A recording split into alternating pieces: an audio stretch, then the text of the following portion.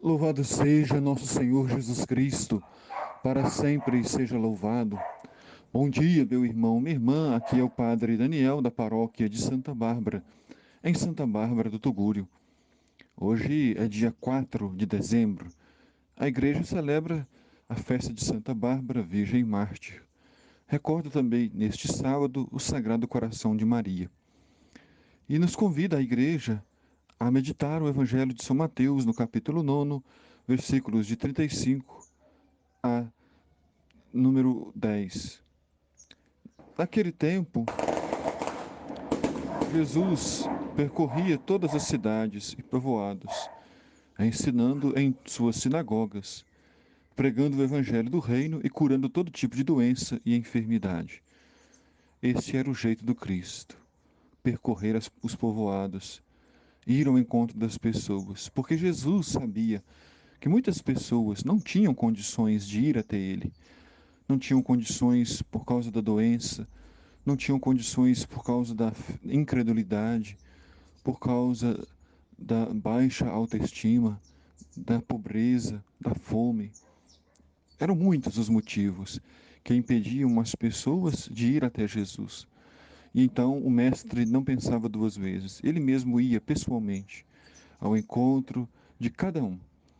Ele ia nas sinagogas pregando a conversão, ele ia nas ruas, nas casas, e anunciando o evangelho do reino.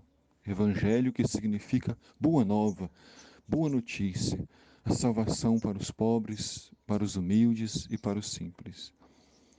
E Jesus curava todo tipo de doença e enfermidade, doenças físicas, psicológicas, espirituais, emocionais.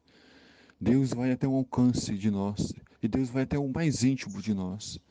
O Evangelho penetra e deve penetrar até o nosso íntimo, nossas raízes, nossa vivência cotidiana, nossas decisões e emoções. E vendo Jesus, as multidões, compadeceu-se delas, porque estavam cansadas e abatidas como ovelhas que não têm pastor. Jesus olha para a multidão e tem compaixão, tem misericórdia. Por que Jesus tem compaixão? Porque ele vê o cansaço do povo de ontem e de hoje, cansaço de ver a injustiça, cansaço de ver o desmando, cansaço de ver muitas pessoas passando necessidades, sofrendo violências, sendo abandonadas, sofrendo de diversas formas, de diversas maneiras. Então, o cansaço e o abatimento, muitas vezes também, chega até a nossa casa e ao nosso coração. Somente em Cristo vamos renovar as nossas forças, vamos seguir em diante. Deus nos fortalece.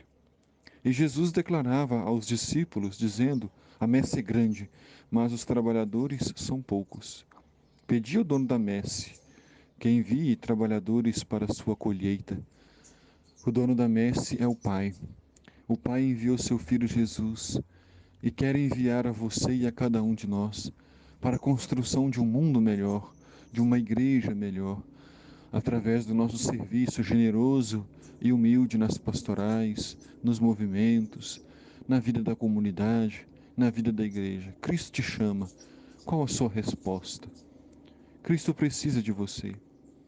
E Jesus chamou então os 12 discípulos para poder expulsar os espíritos maus e curar os doentes de enfermidades. Então vejam, meus irmãos e irmãs, quando Jesus vê o cansaço do povo, quando Jesus vê o abatimento do povo, Jesus chama os apóstolos.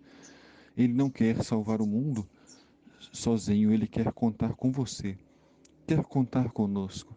Jesus quis a igreja, quis os apóstolos, e ele quer que cada um de nós possa fazer a sua parte para um mundo melhor. E Jesus enviou os apóstolos e os discípulos com a seguinte recomendação: ide antes as ovelhas perdidas da casa de Israel.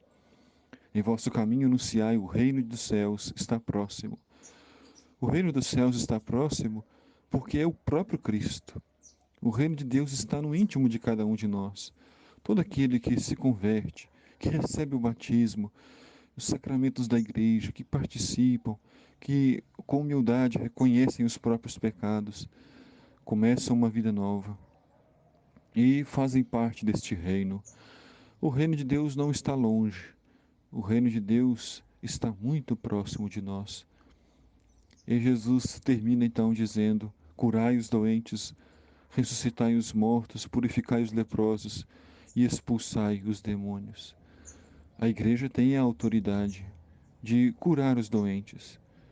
Curar o doente não é necessariamente que a doença acabe, que a doença cesse, mas curar o doente é para que os doentes possam entender o sentido da doença. A doença que nos torna mais humanos, mais humildes, mais solidários, a doença que nos torna mais compassivos uns com os outros.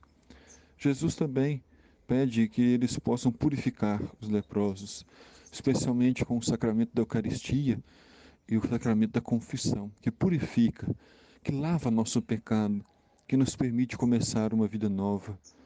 E Jesus termina aqui dizendo que os apóstolos expulsarão os demônios, expulsar os espíritos maus, deixar de falar palavrões, deixar de ficar desejando mal para as pessoas, aprender a partilhar.